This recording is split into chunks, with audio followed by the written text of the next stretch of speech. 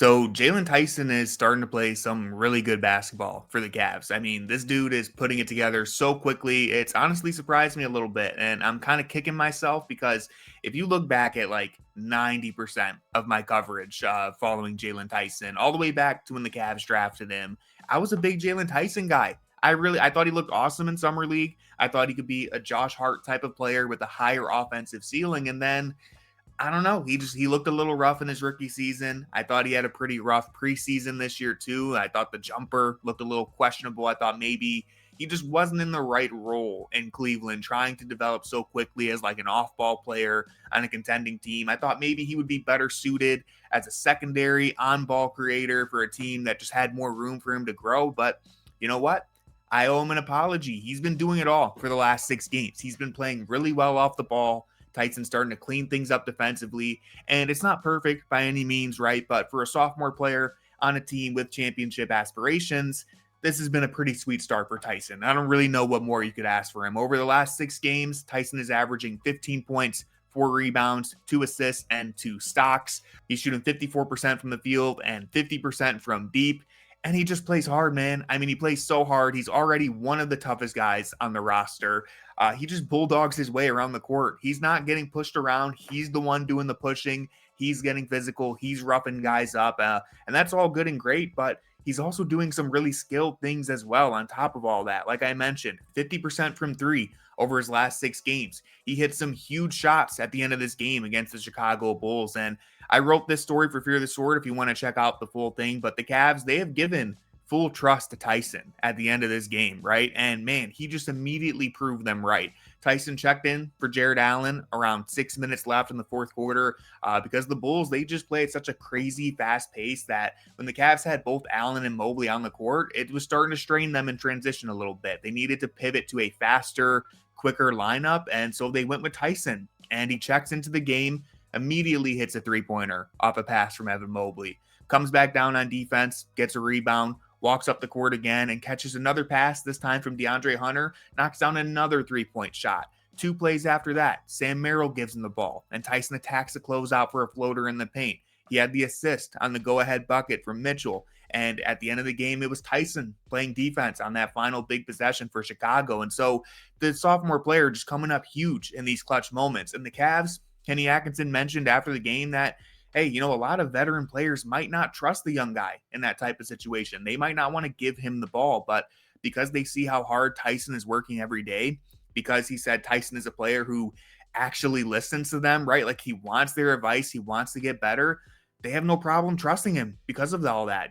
They see how much he's working and how good he can be. So Kenny said Tyson right now is kind of turning into the perfect role player. He's willing to do whatever the team asks of him, whether that be, Jaylen started in the game defending Josh Giddey, but then Trey Jones starts cooking the Cavs and Kenny asks him, hey, can you switch to Jones and try to slow him down? And he did that too. With the game on the line, it was Tyson against Jones, and he helped force him into a miss with a good contest. So there was a lot of great things about that Chicago game.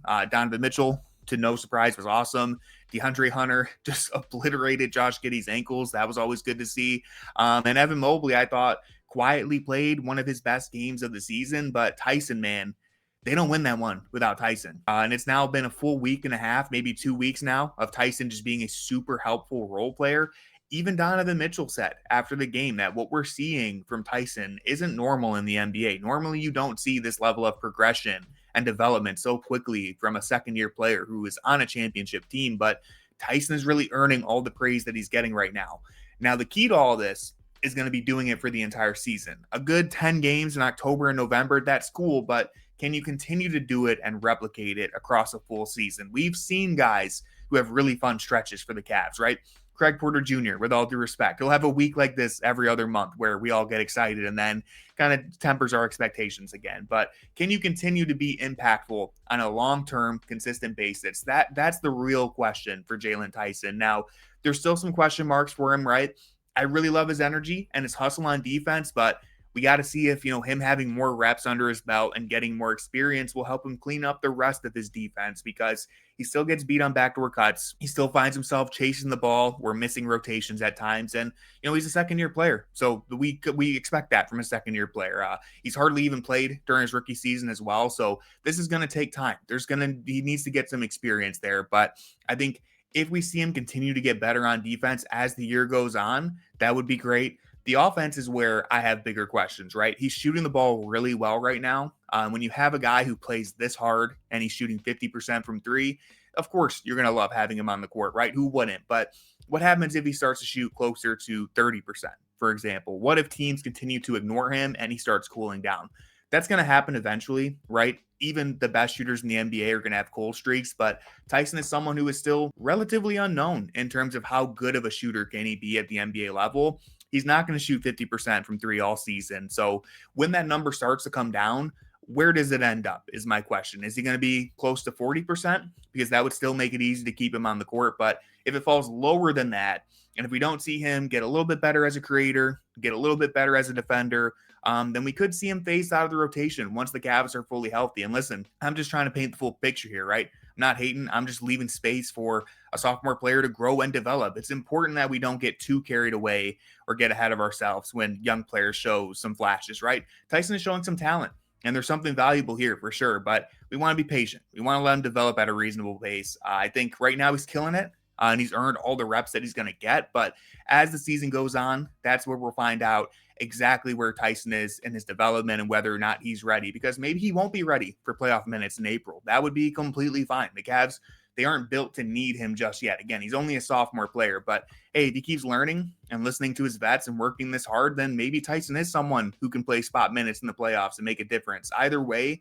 I've been really happy with how he looks and how he's playing right now. And I think the Cavs did find something in last year's draft. So that's all I have for this video. If you like my content, then please hit subscribe, drop a like, and leave me a comment with your thoughts on Jaylen Tyson. Thank you for watching. And as always, go Cavs.